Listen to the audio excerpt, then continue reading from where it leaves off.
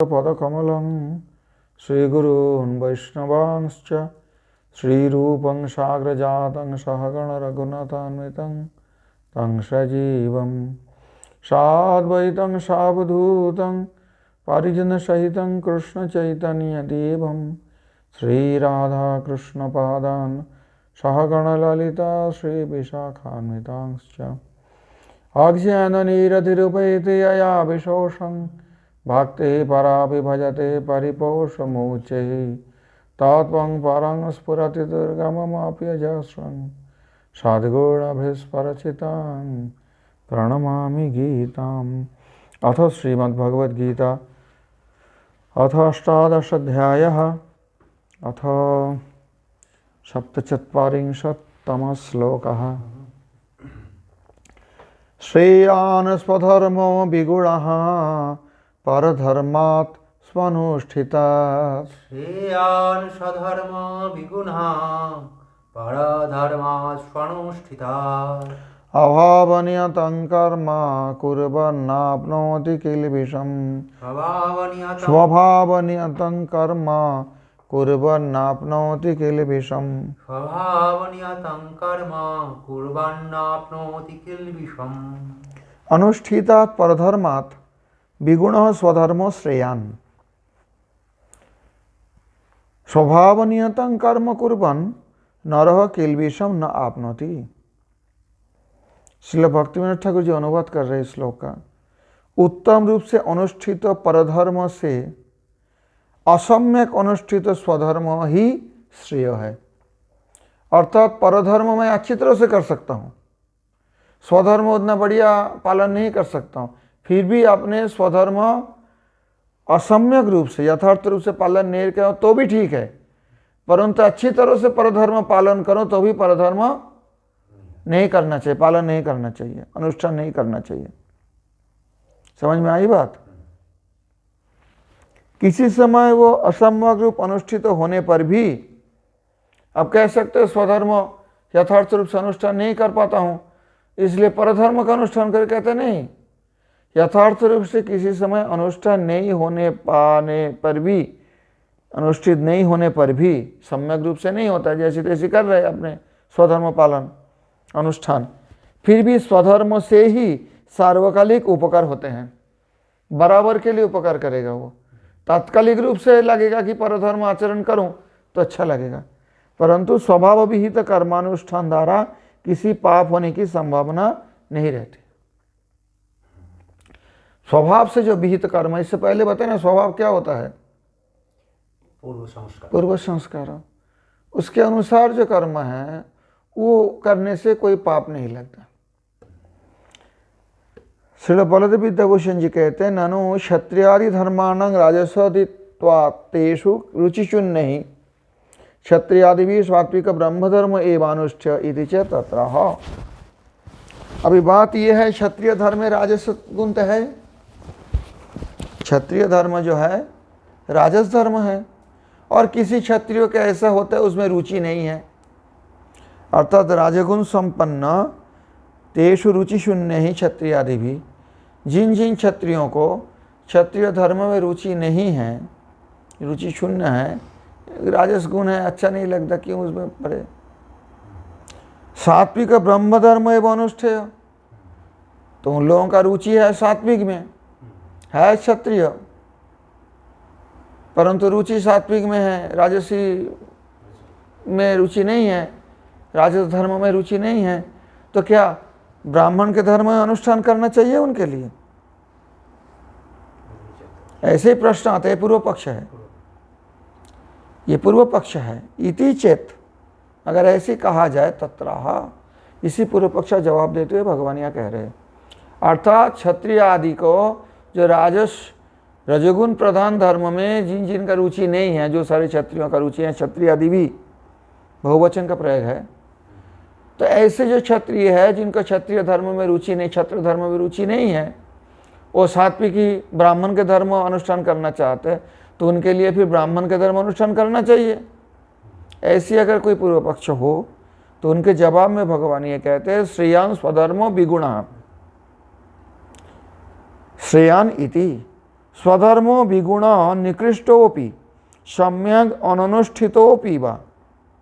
कहते हैं अपने स्वधर्मों क्षत्रियों का यह दृष्टांत लिया जाए, वो विगुण अच्छी तरह से नहीं कर पा रहे, मन नहीं लग रहा है युद्ध में, उतना गुण संपन्न क्षत्रिय है नहीं हो, उतना लड़ाई में, उतना उनका युद्ध में कुशलता नहीं है, और सम्यक अनुष्ठितोपि, या सम्यक रूप से अनुष्ठान भी नहीं कर पा रहा है, नहीं किया गया, यथार्थ रूप से अनुष्ठान नहीं किया गया, फिर भी वो परधर्म से उत्कृष्टात् सनुष्ठिताच्च श्रेयान अति प्रशस्त विहितत्वात्, फिर भी वो परधर्म से उत्कृष्ट है। क्षत्रिय होकर ब्राह्मण का धर्म आचरण करना अगर यथार्थ रूप से कर पाए तो भी करना नहीं चाहिए, क्योंकि सार्वकालिक श्रेय नहीं मिलने वाले हैं। परधर्मात् उत्कृष्टात् स्वनुष्ठिताच्च, कहते हैं परधर्म उत्कृष्ट रूप से अनुष्ठान होने पर भी श्रेयान अति प्रशस्त विहितत्वात्, परधर्म से अपने धर्म श्रेय करना है, अति प्रशस्त विहितत्वात्, क्योंकि उनके लिए वही विहित है। अब इसमें बात आ जाती है, जैसे कोई मानो पुलिस का नौकरी कर रहे, बात कहता हूँ, अभी वो तो क्षत्रियों का धर्म है ना, तब उनके पुलिस का नौकरी में अच्छा नहीं लगता, सोचे कि मैं टीचर बन जाऊँ, कहने की तात्पर्य ये है।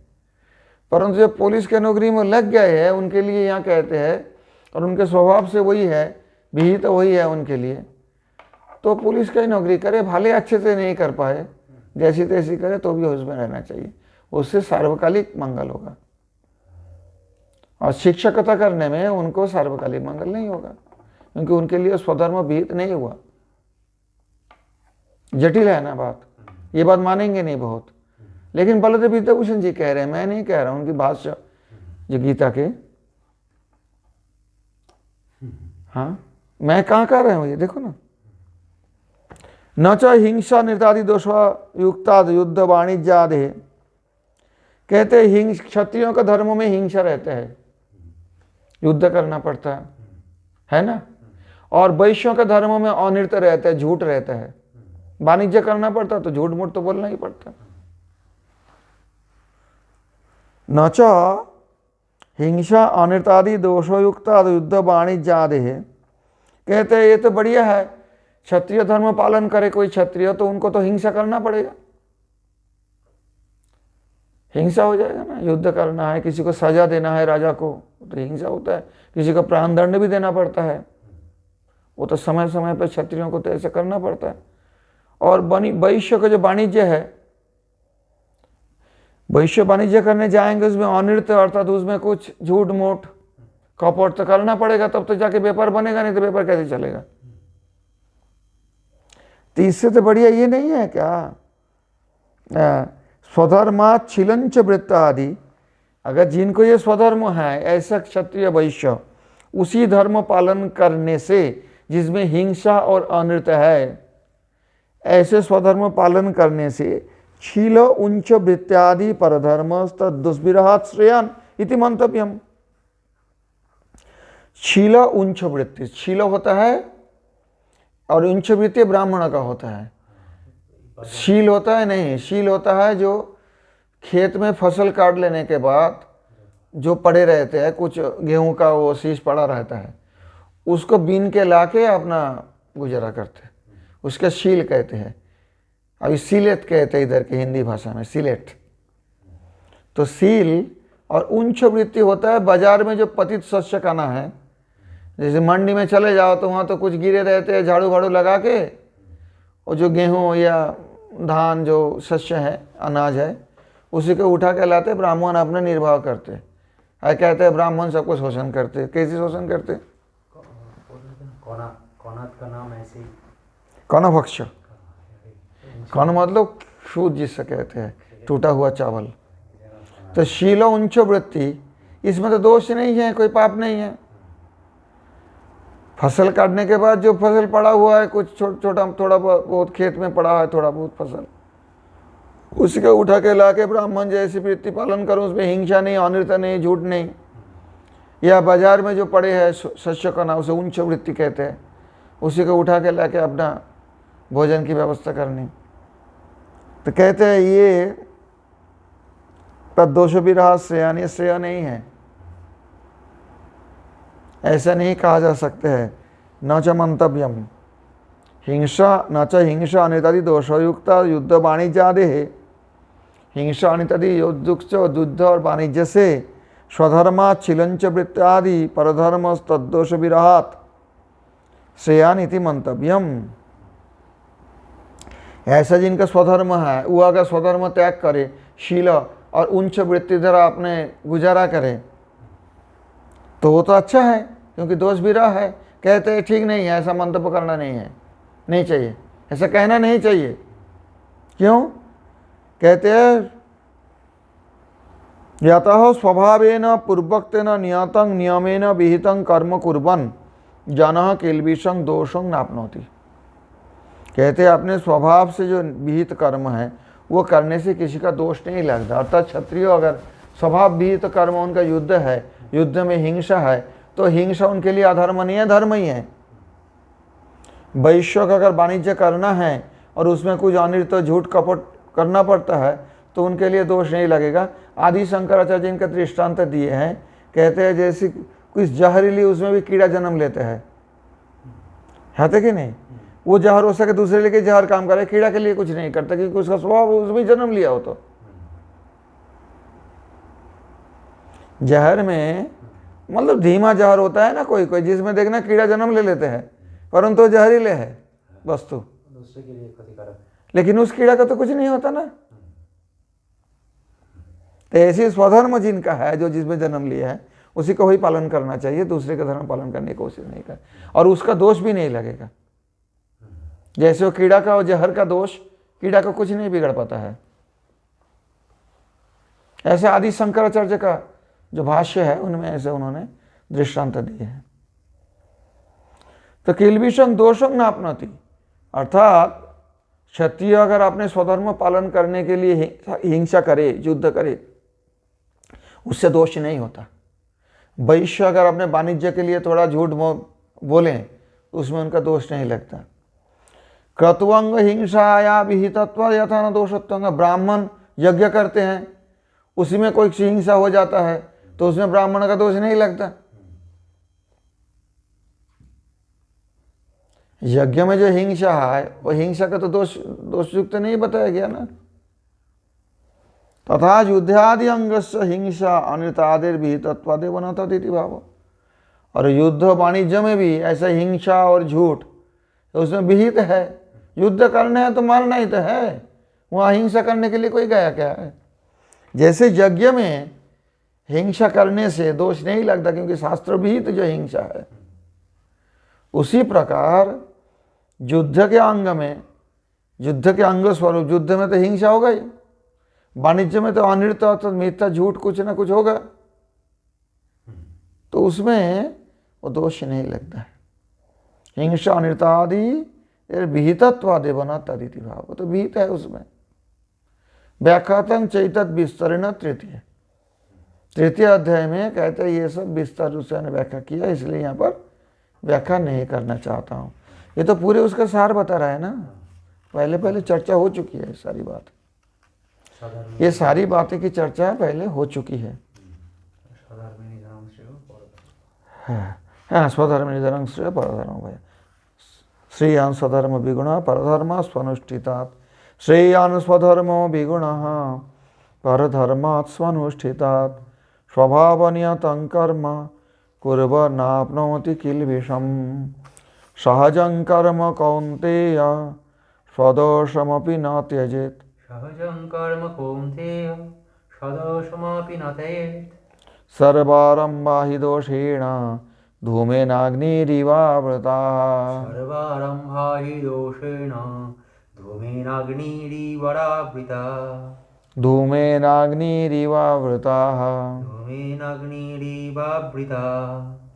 सहजं कर्म कौन्तेय सदोषमपि न त्यजेत्। सहजं कर्म कौन्तेय सदोषमपि न त्यजेत्। सर्वारम्भा हि दोषेण धूमेनाग्निरिवावृताः। सर्वारम्भा हि दोषेण धूमेनाग्निरिवावृताः। हे कौन्तेय, भगवान श्री कृष्ण अर्जुन को संबोधन कर रहे कौन्तेय कहकर, हे कौन्तेय सदोषमपि सहजं कर्म न त्यजेत। दोषयुक्त होने पर भी आपने जो स्वभावज कर्म है, सहजं कर्म मतलब साथ साथ जो जन्म लिया है। सहज शब्द का तात्पर्य सहम जनय, साथ में जो जन्म लिए है उसके सहज कहते हैं, सहजात सहज। तो स्वभावज, स्वभाव से जो जन्म लिए है, ऐसे कर्म त्याग नहीं करना चाहिए। क्यों?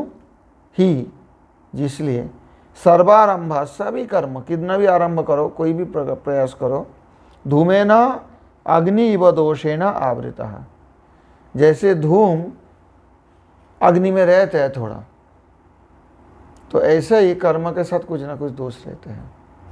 अग्नि जलाओगे, लकड़ी जलाओगे तो धुआं तो होगी थोड़ा, परंतु आदमी क्या करेंगे, उसी अग्नि से काम ले लेंगे, धुआं को तो उपेक्षा करना पड़ेगा ना। सर्वारंभ दोषेण धूमेन अग्निरिवावृत। कोई भी कर्म करो, ऐसे ब्राह्मण के कर्म भी बिल्कुल शुद्ध है ऐसे भी नहीं, उसमें भी दोष रहते हैं। क्षत्रिय का कर्म में भी दोष रहते हैं, वैश्य का भी स्वभावविहित कर्म में दोष रहते हैं, शूद्र का कर्म में भी दोष रहते हैं। अर्थात श्रील भक्तिविनोद ठाकुर जी इनका अनुवाद कर रहे हैं, व्याख्यान कर रहे हैं वास्तव में। कहते हैं, हे कौन्तेय, सहज कर्म स्वदोष होने पर भी त्याग योग्य नहीं है। सभी कर्म के प्रारंभ में दोष हैं। अग्नि रहने से ही धुआं जैसे उसका आवरण करते हैं, उस प्रकार कर्म मात्र को ही दोष आवरण करते हैं। चाहे ब्राह्मण के कर्म हो, चाहे क्षत्रियों के कर्म, वैश्यों के हो, शूद्रों के हो, उसमें दोष उनमें आवरण करते हैं। जैसे अग्नि रहने से धूम उसके ऊपर आते हैं, आवरण बन जाता है। फिर भी दोषांश त्याग कर, जो दोष अंश है उसको छोड़कर स्वभावविहित कर्मों के गुणांश के ही सत्व संशुद्धि के लिए आश्रय करना चाहिए। जो गुण अंश है उसी का आश्रय करना, क्योंकि सत्व संशुद्धि होगी उससे। दोष तो रहते ही है, दोष तो पूरा दूर नहीं कर सकते, उसको अनदेखी कर, दोष को अनदेखा कर, ये जो गुणांश जो है वो अपने सत्व संशुद्धि के लिए आश्रय करना चाहिए। श्रील बलदेव विद्याभूषण जी के भाष्य देखो, न खलु क्षत्रियादि धर्माय युद्धादयः सदोषः। ये नहीं है कि क्षत्रियों के युद्ध आदि कर्म ही दोष युक्त है, ऐसे बात नहीं है। ब्रह्म धर्मास्य तथा इत्याह, ब्रह्म धर्म में भी वैसे ही है, दोष है। सहजम इति, सहजं स्वभाव प्राप्तं कर्म स्वदोषमपि हिंसादि मिश्रमपि न त्यजेत अपितु विहितत्वात् कुर्यात् एव। अपने स्वभाव से जो कर्म है वो दोष युक्त होने पर भी, हिंसा आदि मिश्र होने पर भी त्याग नहीं करना चाहिए, परंतु वो विहित होने के कारण करना ही चाहिए। निर्दोषत्व बुद्धिया ब्रह्म कर्मणा चरेत इत्यर्थः। निर्दोषत्व ऐसी बुद्धि से ब्रह्म कर्म करना चाहिए, क्योंकि वो निर्दोष है, ऐसे अगर बात हो। यतः सर्वेति सर्वारंभ ही दोषेण धूमेन अग्निरिवावृताः। सर्वेषां ब्राह्मणादि वर्णानाम आरंभः कर्माणि, कहते सबके लिए। ये नहीं कि तुम ब्राह्मण का धर्म आश्रय करोगे तुम्हें दोष नहीं है, ये बात नहीं है।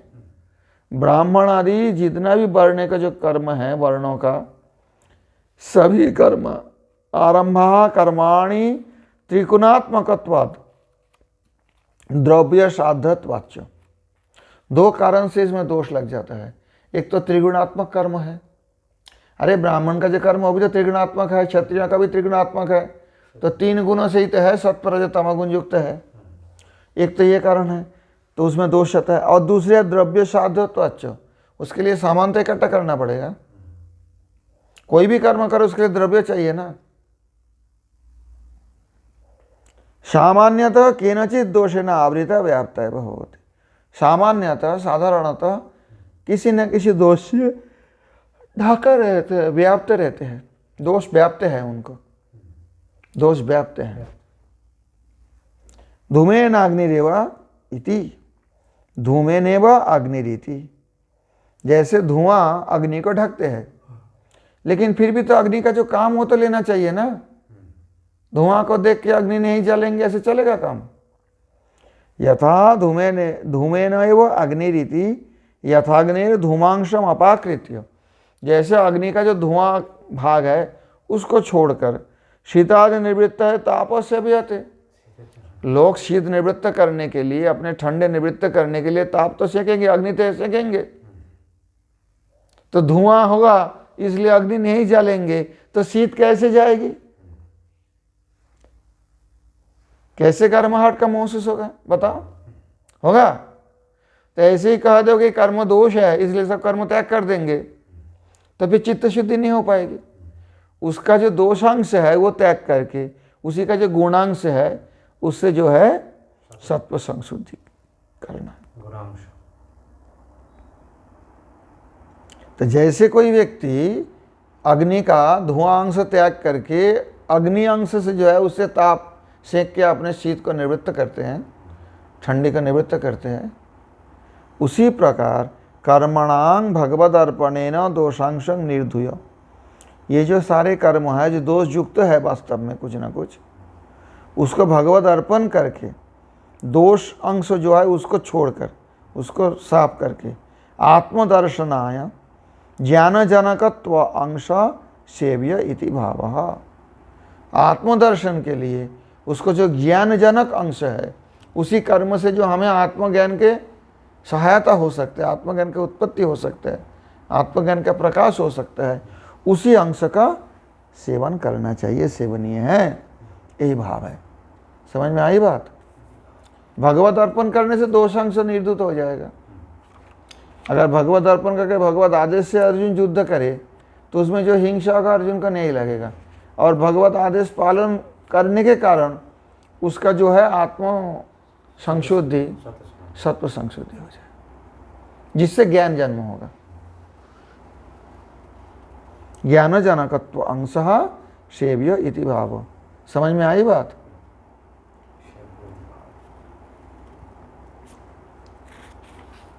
सहजं कर्म कौन्तेय सदशमपि न त्यजेत् सर्वारम्भा हि दोषेण धूमेनाग्निरिवावृताः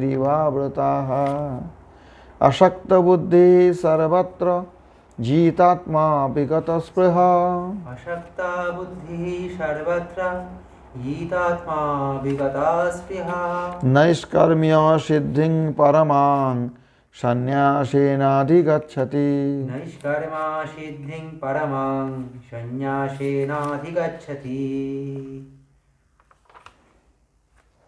सर्वत्र अशक्त बुद्धि, प्राकृत वस्तु मात्र में ही, किसी भी सांसारिक वस्तु में अशक्त बुद्धि, आसक्ति शून्य बुद्धि हो, जीतात्मा हो, जिनके चित्त अपने बस में हो, मन विगत स्प्रिय हो, जिनके कोई सांसारिक कामना वासना नहीं है, ऐसे व्यक्ति संन्यासेना स्वरूपतः कर्म त्याग के द्वारा परमांग श्रेष्ठ नैष्कर्म सिद्धि, नैष्कर्म प्रसिद्धि अधिगच्छति प्राप्त करते हैं।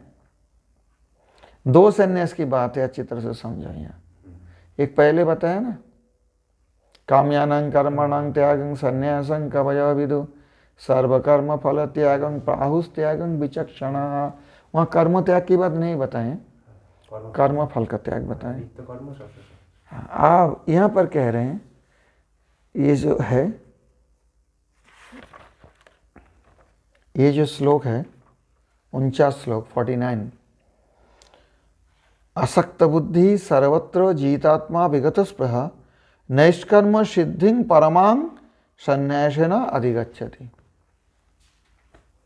श्रील भक्तिविनोद ठाकुर जी कहते हैं, प्राकृतिक वस्तु में, सांसारिक वस्तु में आसक्ति शून्य बुद्धि हो, चित्त अपने बस में हो, और ब्रह्मलोक पर्यंत तो जितनी सारे सुख है, ये सभी सुख के प्रति निष्प्रिय होकर आरुरुक्ष व्यक्ति जो उसी में नैष्कर्म सिद्धि चाहते हैं, वो स्वरूपतः कर्म त्याग पूर्वक नैष्कर्म रूपा परमा सिद्धि लाभ करते हैं।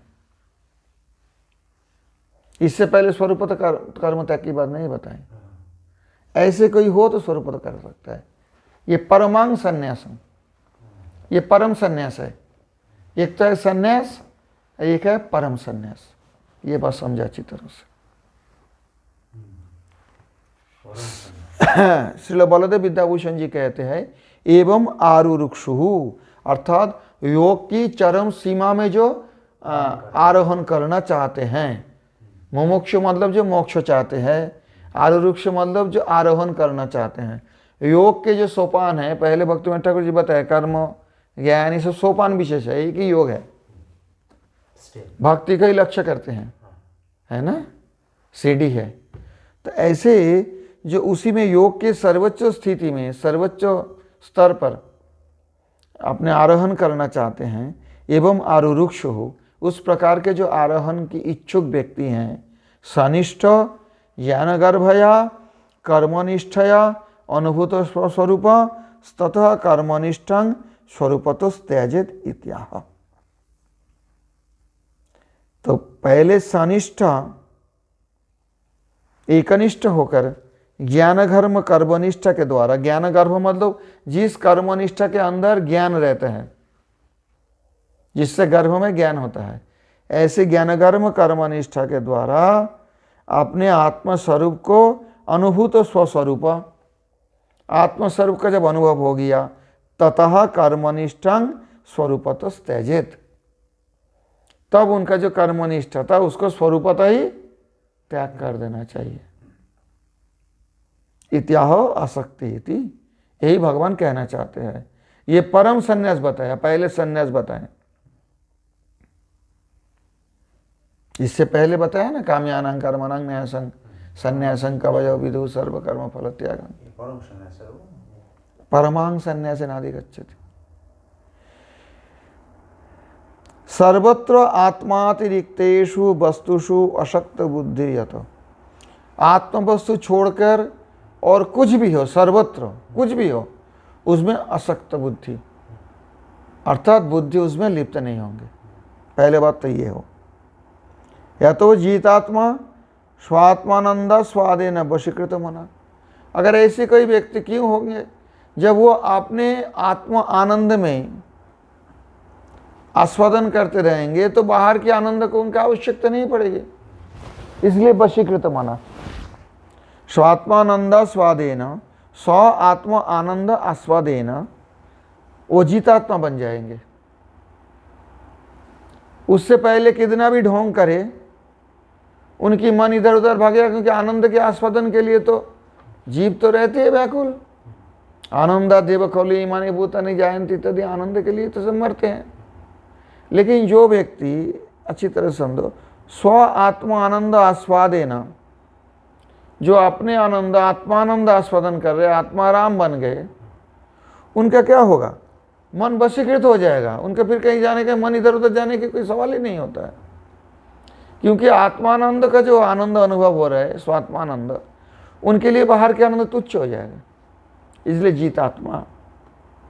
अतएव विगत स्पृह, और जब ऐसी होगा बाया कोई वस्तु उनकी आवश्यकता नहीं आनंद के लिए, तो फिर सारे वस्तुओं के प्रति स्पृहा रहित हो जाएंगे, इच्छा रहित हो जाएंगे। आत्मा अतिरिक्त वस्तु साध्येषु नानाविधेषु आनंदेषु स्पृहा शून्य। आत्मा के अतिरिक्त, आत्मा से अलावा और वस्तु के द्वारा जो साध्य विभिन्न प्रकार के आनंद है, उससे उनका स्पृहा नहीं रहेगा, इच्छा नहीं होगी। स्वात्मानंद स्वाद विक्षेपकाणां कर्मणां, तो कहते हैं भाई कर्म क्यों छोड़ेंगे न, ऐसी स्थिति में उनको स्व आत्मा आनंद आस्वाद, जो आस्वाद कर रहे, उसमें कर्म विक्षेपक बन जाएगा।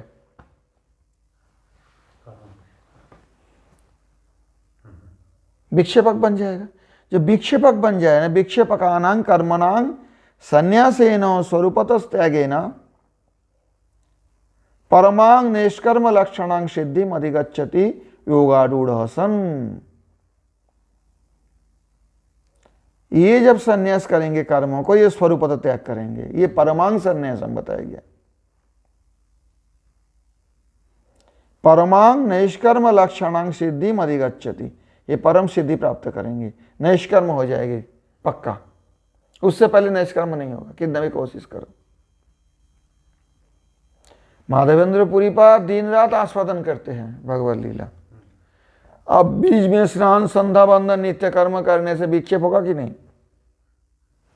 नहीं कर पाएगा। हाँ, नहीं कर पाएगा, विक्षेपक होगा ना। विक्षेप।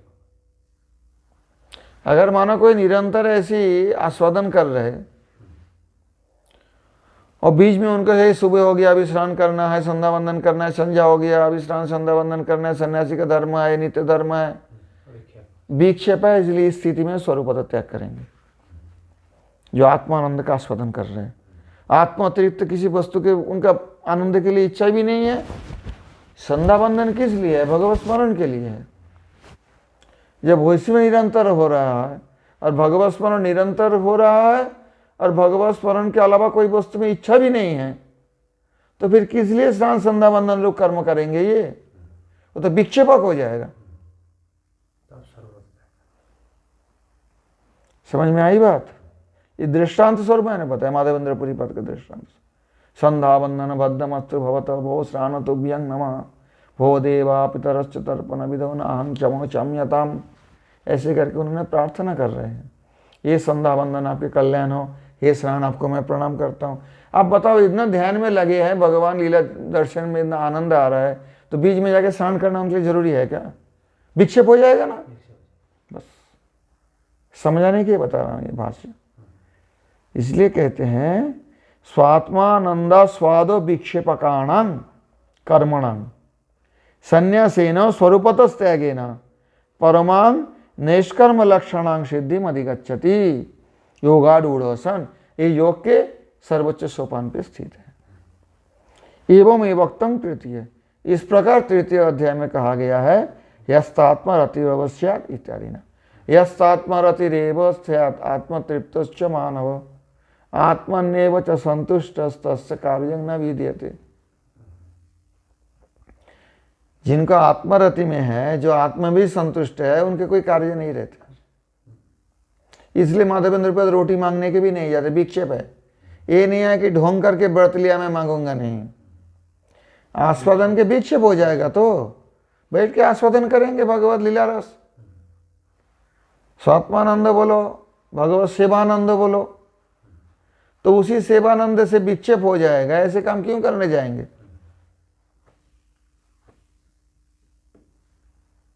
समझ में आई बात? ऐसे व्यक्ति के लिए कर्म का स्वरूप त्याग होता है, ये परम संन्यास होता है। तो दो संन्यास की बात है यहाँ पर, समझ में आई अब? लेकिन जब तक ऐसी स्थिति नहीं आए तब तक तो ढोंग हो जाएगा। तो इसलिए तो कहते हैं जो कर्म फल का त्याग करो, स्वरूपतः कर्म त्याग तब तक नहीं होता है। क्योंकि जब खाना ही आए, भूख लगी, इच्छा है, स्वात्मानंद का आस्वादन नहीं कर पा रहा है, तो फिर ये सब करना चाहिए ना, स्वाभाविक। ये जो अभी नए नए ढोंग हो रहे हैं ना कि ये व्रत नहीं करेंगे, वो नहीं करेंगे, विक्षेपक है, ये सब बकवास है। ऐसी स्थिति में व्रत तो होता ही रहते हैं। गौरकिशोरदास बाबाजी महाराज निर्जला एकादशी करते थे, कोई अनुकल्प का भी उनकी आवश्यकता नहीं पड़ती, ऐसे ही रह जाते, दिन रात हरि नाम कर रहे।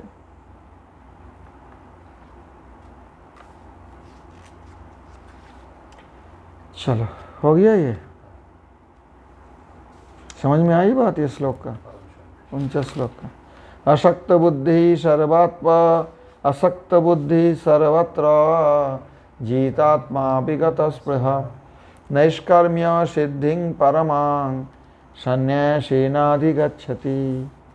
सिद्धिं प्राप्त यथा ब्रह्म तथाप्नोति निबोध मे। सिद्धिं प्राप्त यथा ब्रह्म तथाप्नोति निबोध मे। समासेनैव कौन्तेय निष्ठा ज्ञानस्य अपरा। समासेनैव कौन्तेय निष्ठा ज्ञानस्य अपरा। हे कौन्तेय, भगवान अर्जुन को कौन्तेय कुंती पुत्र इस प्रकार से संबोधन कर रहे हैं। हे कौन्तेय, भगवान श्री कृष्ण बोल रहे अर्जुन से, सिद्धिं प्राप्त, निष्कर्म सिद्धि प्राप्त व्यक्ति को जिस प्रकार यथा ब्रह्म आपनोति, जिस प्रकार से ब्रह्म को लाभ करते हैं, या ज्ञान से परानिष्ठा, जो ज्ञान की श्रेष्ठ गति, सर्वोच्च गति, तथा मैं समासेन एव निबोध, वो मेरे से, मेरे पास संक्षेप में श्रवण करो। समासेन संक्षेप, व्यास मतलब विस्तार। श्रील भक्तिविनोद ठाकुर जी कहते हैं नैष्कर्म सिद्धि प्राप्त कर, इससे पहले नैष्कर्म सिद्धि का बताया ना, नैष्कर्म सिद्धि परमां संन्यासेन अधिगच्छति। अभी नैष्कर्म सिद्धि प्राप्त करने के बाद जीव जिस प्रकार से ज्ञान के परानिष्ठा रूप सर्वोच्च स्थिति रूप ब्रह्म को प्राप्त करते हैं, वो संक्षेप में मैं कह रहा हूं। सिद्धिम इति, श्री बलदेव विद्याभूषण जी के भाष्य में देखो, सिद्धिम इति अर्थात इस श्लोक की बता रहे, सिद्धिं प्राप्त यथा ब्रह्म तथाप्नोति विहितेन कर्मणा हरिम आराध्य। देखो स्टेप बाय स्टेप, एक के बाद दूसरे स्तर में कैसे विहित कर्म के द्वारा, जैसे ब्राह्मण अपने विहित कर्म करेंगे, क्षत्रिय अपने क्षत्रिय विहित कर्म करें, वैश्य अपने वैश्य विहित कर्म करेंगे, शूद्र अपने शूद्र विहित कर्म करेंगे। तो विहितेन कर्मणा हरिम आराध्य, उद्देश्य क्या रहेगा, इसके द्वारा भगवान प्रसन्न हो, भगवान की आराधना रूप से अपने स्वधर्म आचरण करके, उसी कर्म के द्वारा भगवान को आराधना करके तत्प्रसादजां सर्वकर्म त्यागांतम आत्मध्यान निष्ठं प्राप्त, उनके प्रसाद से, भगवान के कृपा से, प्रसन्नता से सर्वकर्म त्यागंतम आत्मध्यान निष्ठं प्राप्त, अर्थात ऐसी आत्मध्यान में निष्ठा प्राप्त करेंगे जिसमें सर्वकर्म स्वरूपतः त्याग हो जाएगा। समझ में आई बात? सर्वकर्म में इनमें आता है नित्य नैमित्तिक सब कर्म जाए। यथा इतना तक जो निष्ठा प्राप्त कर लिया है, यथा येन प्रकारेण, यथा का मतलब होता है जिस प्रकार से स्थित ब्रह्म प्राप्नोति, ब्रह्म को प्राप्त करेंगे। यहाँ ब्रह्म प्राप्त करने की तात्पर्य, ये भिन्न भिन्न आचार्य ने भिन्न भिन्न व्याख्यान करते हैं, क्योंकि शंकराचार्य तो बोलेंगे ब्रह्म प्राप्त मतलब खुद ब्रह्म हो गया, प्राप्ति क्या करना है, तो ब्रह्म ही था पहले से, अनुभव कर लिया मैं ब्रह्म हूँ। अद्वैतवादी ऐसे कहेंगे ना, परंतु यहाँ पर वो भावित नहीं है। बलदेव विद्याभूषण जी कह रहे ब्रह्म प्राप्त करने का मतलब क्या है, आविर्भावित गुणाष्टकं स्वरूपम अनुभवति, और जो गुणाष्टक युक्त जो स्वरूप है वो आविर्भावित हो गया, आविर्भाव हो गया, उसका अनुभव करेंगे, ये ब्रह्म प्राप्ति होता है। कौन कौन? विमृत्युर विशोको बीजर, हाँ छंदोग्य उपनिषद में मुक्त पुरुष का जो 8 लक्षण बताया गया, वो अष्टगुण युक्त आत्मस्वरूप का अनुभव करेंगे। विशोको विमृत्युर बीजरो सत्य काम सत्य संकल्प, छंदोग्य उपनिषद का जो गुण अष्टक, इसका स्वरूप का अनुभव करेंगे।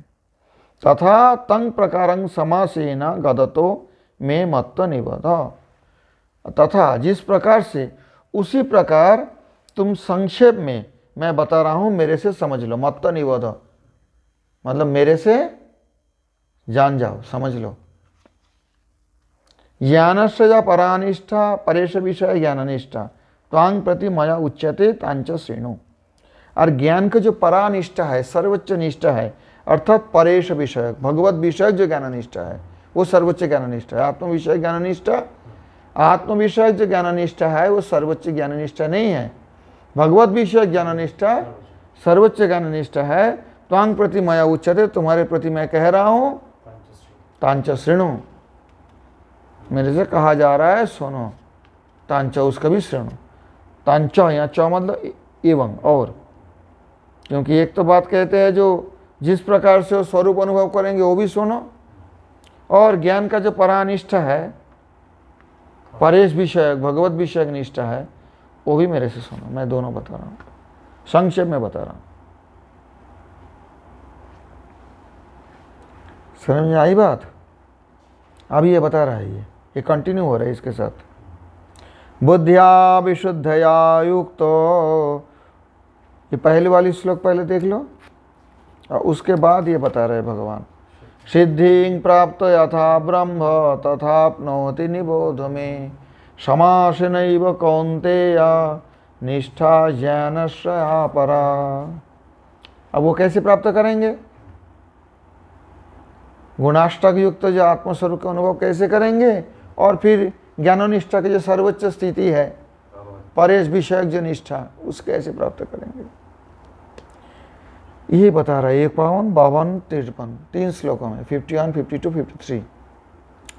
बुद्ध्या विशुद्धया युक्तो धृत्यात्मानं नियम्य च बुद्ध्या विशुद्धया युक्तो धृत्यात्मानं नियम्य च शब्दादीन् विषयान् त्यक्त्वा रागद्वेषो व्युदस्य च शब्दादीन् विषयं त्यक्त्वा रागद्वेषो बुधस्य च विविक्तसेवी लघ्वासी अथवा कायमानसः विविक्तसेवी लघ्वासी यथा वाक्यायमानसः ध्यानयोगपरो नित्यं वैराग्यं समुपाश्रितः ध्यानो योगो परो नित्यं वैराग्यं समुपाश्रितः अहंकारं बलं दर्पं कामं क्रोधं परिग्रहम् अहंकारं बलं दर्पं कामं क्रोधं परिग्रहं विमुच्य निर्ममः शान्तो ब्रह्मभूयाय कल्पते विमुच्य निर्ममः शान्तः ब्रह्मभूयाय कल्पते विमुच्य निर्ममः शान्तो ब्रह्मभूयाय कल्पते विमुच्य निर्ममः शान्तः ब्रह्मभूयाय कल्पते। अब ये तीनों श्लोक में बता रहे हैं ब्रह्म अनुभव के योग्य कौन होता है। विशुद्धया बुद्धिया युक्त, पहले बात है सात्विकी बुद्धि युक्त होकर। धृतिया आत्मानं नियम्य च, अपने धृति के द्वारा, धीरज के द्वारा मन को नियमित करके।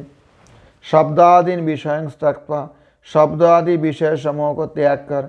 शब्द के मतलब क्या? जो हमारे सुखदायी शब्द के प्रति आकर्षण। शब्द आदि मतलब शब्द स्पर्श रूप रस गंध सभी विषय की बात कहा गया।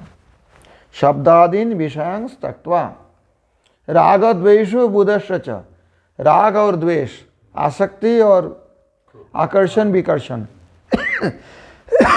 दोनों को बुधस्य च, विदूरित करके, दूर से चलकर, नजदीक नहीं दूर में फेंकना है। बुधस्य च, विविक्त से भी एकांत में रहना। लघुवासी, लघु आसी, मिताहारी, हल्के भोजन करेंगे। यतवा काय मानस, वाक्य, मन और शरीर को संयत कर। यत वाक काय मानस, ये तीनों को संयत करके। वाक मतलब वाक्य, वचन, तन मन वचन, तीनों को संयत करके। नित्यं ध्यान योग परा, नित्य भगवत चिंता परायण योग युक्त होकर। ये सब बात एक एक करके ध्यान रखा, सभी के लिए है ये। भगवत चिंता परायण योग, नित्य ध्यान योग पर हो जाएंगे। भगवत चिंता परायण, और कोई चिंता रहेंगे ही नहीं उनके अंदर। वैराग्यं समुपाश्रित, वैराग्य के सम्यक रूप से आश्रय कर। अहंकारं बलं दर्पं कामं क्रोधं परिग्रहं विमुच्य, अहंकार, बल, दर्प, काम, क्रोध, परिग्रह अर्थात दानादि ग्रहण करना, इसको त्याग करके। विमुच्य, निर्ममः मतलब ममता विहीन होकर, मम ये नहीं रहेगा, मेरा कौन है? भगवान है और कुछ नहीं है। संसार के प्रति निर्मम होंगे। निर्मम शब्द को खारा पर्त से बंगला में यूज किया जाता है ना, कहीं कहीं कहता है निर्मम। निर्मम मतलब खारा पर्त नहीं, निर्मम मतलब नि मम, जिसमें ममत्व तो नहीं रहेगा, मेरा ये बात नहीं रहेगा। निर्मम। शांत परम उपशम प्राप्त व्यक्ति, शम अंत, शम अर्थात उपशम, जहां पर अंत हुआ, सर्वोच्च प्राप्त हुआ। शांत मतलब परम उपशम प्राप्त व्यक्ति। ब्रह्म भूयाय, ब्रह्मानुभव के लिए कल्पते, समर्थ होते हैं। ब्रह्मानुभव अनुभव करने के लिए, ब्रह्म अनुभव करने के लिए समर्थ होते हैं। श्रील भक्ति विनोद जी कहते हैं विशुद्ध बुद्धि युक्त होकर, मन को धृति के द्वारा नियमित कर, शब्दादि विषय शकल त्याग कर, विगत राग द्वेष अर्थात राग द्वेष छोड़कर, विविक्त सेवी एकांत में रहते हुए, हल्का भोजन करते हुए, शरीर वाक्य और मन को संयत करके, ध्यान योग और वैराग्य का आश्रय करके, अहंकार बल दर्प काम क्रोध और परिग्रह इनको त्याग करके निर्मम और उपशम प्राप्त पुरुष ब्रह्म अनुभव के योग्य होते हैं। ममताहीन और उपशम।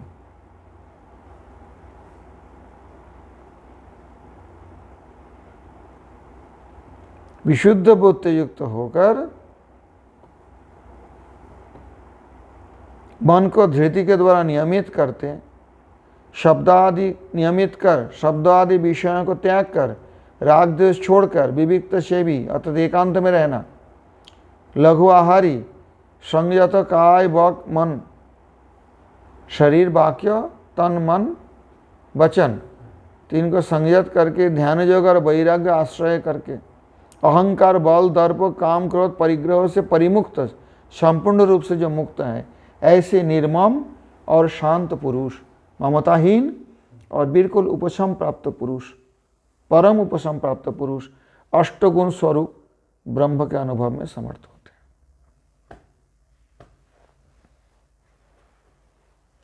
अष्टगुण जो छांदोग्य में बताया गया। श्री बलदेव जी कहते हैं तंग प्रकारम आह, ये जो पहले बताया ना, ये न प्रकारे न सिद्धिं प्राप्त यथा ब्रह्म तथाप्नोति, यथा ब्रह्म आपनोति तथा मैं निबोध। जिस प्रकार से ब्रह्म को प्राप्त करेंगे, मेरे से सुनो समझो, वो प्रकार बता रहे हैं किस प्रकार से ब्रह्म को प्राप्त करेंगे। विशुद्धया तंग प्रकारमाह बुद्धिया इति, विशुद्धया सात्विक्या बुद्धिया, विशुद्ध बुद्धि मतलब सात्विकी बुद्धि द्वारा, युक्त तादृश्य धृतिया, उस प्रकार सात्विकी धृति द्वारा, च आत्मानं मनो नियम्य, अर्थात सात्विक बुद्धि और सात्विक धृति, पहले सात्विक धृति बताया ना, तीन प्रकार की धृति, ऐसी सात्विक धृति, ये दोनों के द्वारा, धृति और बुद्धि दोनों के द्वारा मन को नियमित करके, नियम्य मतलब समाधि योग्यं कृत्वा, समाधि प्राप्त होने के योग्य करना पड़ेगा मन को। समझ में आई बात। शब्दादीन विषयं त्यक्त्वा तान सन्निहितान विधाय, ये शब्द आदि विषयों को त्याग कर उसी शब्द के निकटस्थ नहीं होंगे। ये शब्द आदि के, शब्द स्पर्श रूप रस गंध, ये सबको छोड़कर राग द्वेषोच तद हेतु को बुधस्य, और उसी कारण से ही राग द्वेष होता है। शब्द स्पर्श रूप रस गंध की आकांक्षा रहने से आसक्ति होती है, और जब मिलता नहीं तो द्वेष होती है। ये राग द्वेष तो इसी से ही है ना, सांसारिक अनुभव से। तो वो राग द्वेष भी बुधस्य, दूरतः परिहृत्व, दूर से त्याग करके, विविक्त से भी निर्जनस्थ, अर्थात एकांत जगह में, निर्जन, जहाँ जन नहीं है, जन समुदाय की भीड़ नहीं है, ऐसे निर्जन स्थान पर लघ्वासी मितभुक, लघु आहार करने वाले, एकदम भूखा नहीं रहेंगे लेकिन थोड़ा थोड़ा खाएंगे। यतानि धियाभिमुखीकृतानि वागादीनि येन सह, यत वाक् काय मानस, संयत करने का मतलब क्या होता है? क्या वाक्य नहीं कहेंगे, मन को हटा देंगे? बोलते नहीं।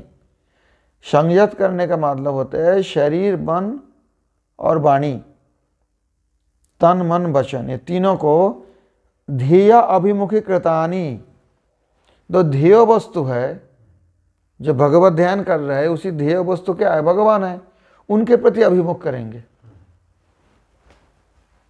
तन मन वचन को ध्येयाभिमुखी ने कृत्वा, ध्येय वस्तु के अभिमुखी कृतानि वागादीनि येन सह। कोई अगर ऐसे कर पाए,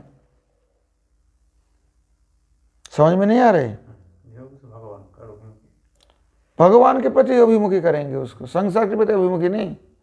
वचन भी होंगे तो भगवान के उद्देश्य से, मन भी होंगे तो भगवान उद्देश्य, शरीर भी भगवान के उद्देश्य से, तीनों। सह ऐसा व्यक्ति नित्य ध्यान योग पर, नित्यं ध्यान योग पर हरिचिंतन निरता, नित्य हरिचिंतन भी लगेंगे। वैराग्यम आत्मा इतर वस्तु मात्र विषयकम, आत्मा छोड़ के और जो वस्तु के प्रति जो आसक्ति उसको छोड़ देना वैराग्य है, क्योंकि ये तो मेरा नहीं है। हम मेरा समझते हो, शरीर भी मेरा नहीं है, मैं तो आत्मा हूं ना, और आत्मा से अलावा और सारे वस्तु के प्रति वैराग्य। आत्मेतर वस्तु मात्र विषयकम वैराग्यम। अहंकारं बलं दर्पं कामं क्रोधं परिग्रहम, ये 5 को छोड़ना पड़ेगा ना। अहंकारं बलं दर्पं कामं क्रोधं परिग्रहम, 6। तो इसलिए कहते हैं अहम इति। अहंकार क्या है? देहात्माभिमान, मैं ये देह हूँ, ये अहंकार है। यहाँ अहंकार का मतलब घमंड नहीं, ये जो गलत विचार है, मैं देह हूँ, मैं तो देह शरीर नहीं हूँ, तो देहात्माभिमान, यह अहंकार है, इसको छोड़ना है। बलं तद्वर्धकं वासना रूपम, और यह बल शब्द से उसी को बढ़ाने वाले, देहात्माभिमान बढ़ाते की वासना। जब मैं शरीर हूँ ये विचार आएगा तो शरीर के लिए बहुत कुछ आवश्यकता हम समझेंगे, मन के लिए बहुत कुछ आवश्यकता समझेंगे, हाँ? तो वो है बल,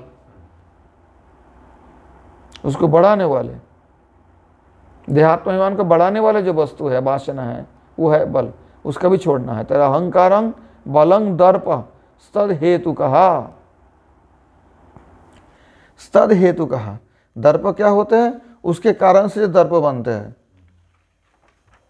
ईश्वर अहं भोगी सिद्ध हं बलवान सुखी आढ्यो भी जनवान अस्मि कौन अस्ति सदृश मया, भगवान बताया ना, यक्षेदास्वामी मोदिशय इत्या ज्ञान विमोहिता। इस प्रकार से जो उसी के कारण जो गर्व होगा, दर्प है, किसी के कारण, देहात्माभिमान से जो दर्प होता है, मेरा शरीर ऐसा है, मेरा शरीर संबंधी वस्तु ऐसा है, मेरा बेटा ऐसा है, बेटी ऐसी है, मेरा मकान इतना बढ़िया मैंने बनाया, ये जो संबंधी सारे वस्तु का जो अभिमान, ये दर्प है। उससे तो बनता है ना। देहात्माभिमान नहीं रहे फिर तो दर्प नहीं करेंगे। जब मैं शरीर ही नहीं हूं और ये शरीर संबंधी कोई भी मेरा नहीं है, फिर उसमें दर्प की कहाँ बात है? तो अहंकारं बलं दर्पं कामं, काम क्या होते हैं? जिसको त्याग करना है।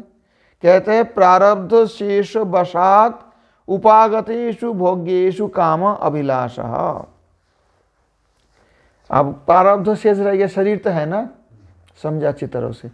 शरीर जब है, जब शरीर धारण किया है आपने, तो कुछ भोगने के लिए आए हैं, सुख दुख दोनों, ये प्रारब्ध कहते हैं, इसको प्रारब्ध लेके आए हैं।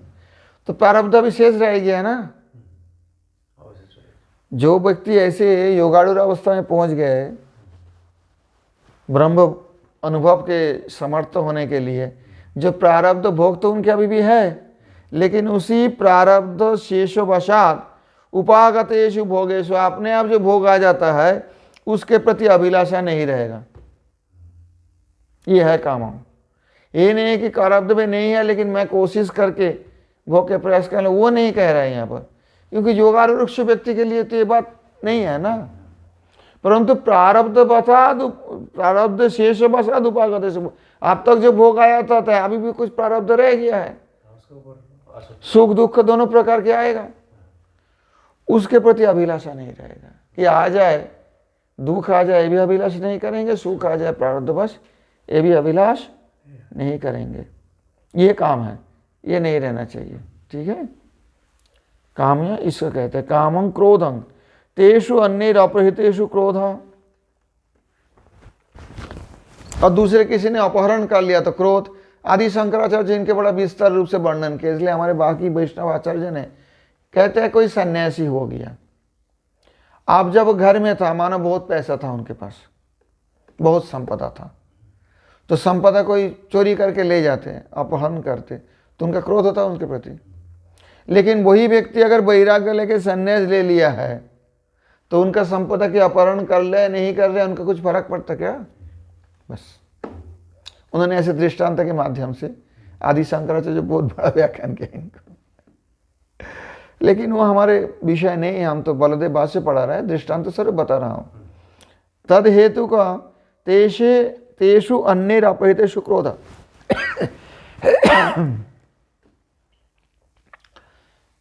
तो कामं क्रोधं परिग्रहम, और परिग्रह क्या है? जिसको त्याग करना है, मतलब जिससे मुक्त होना है, विमुच्य सम्यक रूपे ना मुक्त, बी उपसर्ग लगा दिया।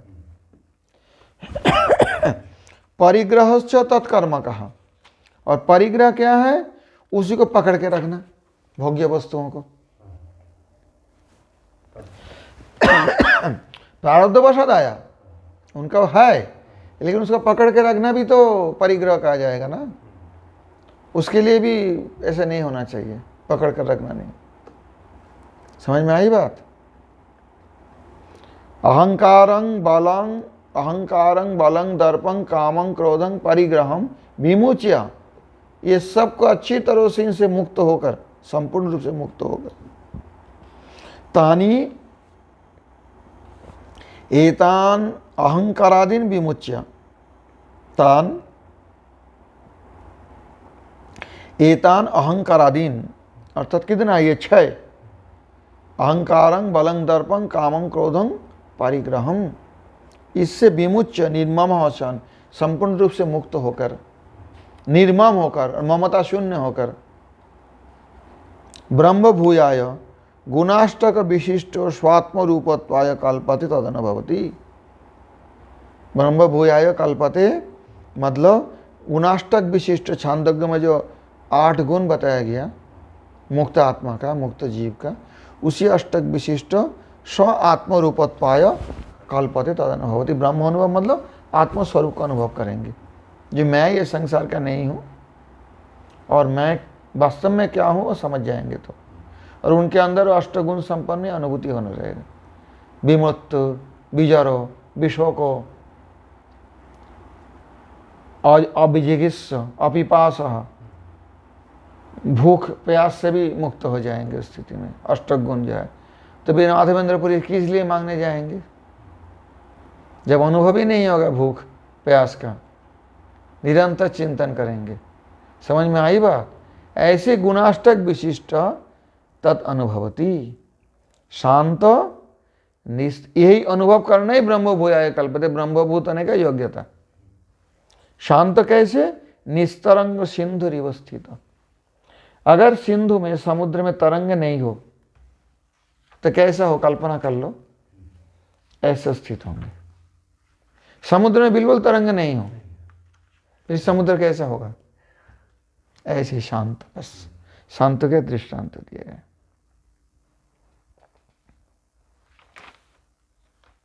आज यहां तक रहना दो। इसके बाद जो श्लोक है ब्रह्मभूत प्रसन्नात्मा, इसमें बहुत कुछ बातें हैं। बुद्ध्या विशुद्धया युक्तो धृत्यात्मान नियम्य च शब्दादीन विषयांस्तत्वा रागद्वेषो व्युदस्य च विविक्त सेवी लघभाषी अथवा कायमानसः ध्यान योग परो नित्यं वैराग्यं समुपाश्रितः अहंकारं बलं दर्पं कामं क्रोधं परिग्रहं विमुच्य निर्ममः शांतो ब्रह्म भूयाय कल्पते। गीतासु गीत कर्तव्या किमन्ये शास्त्र विस्तरे या स्वयं पद्मनाभस्य मुख पद्माद् विनिसृता भारतामृत सर्वस्वं विष्णोर्भक्ताद् विनिसृतं गीता गंगोदकं पीत्वा पुनर्जन्म न विद्यते।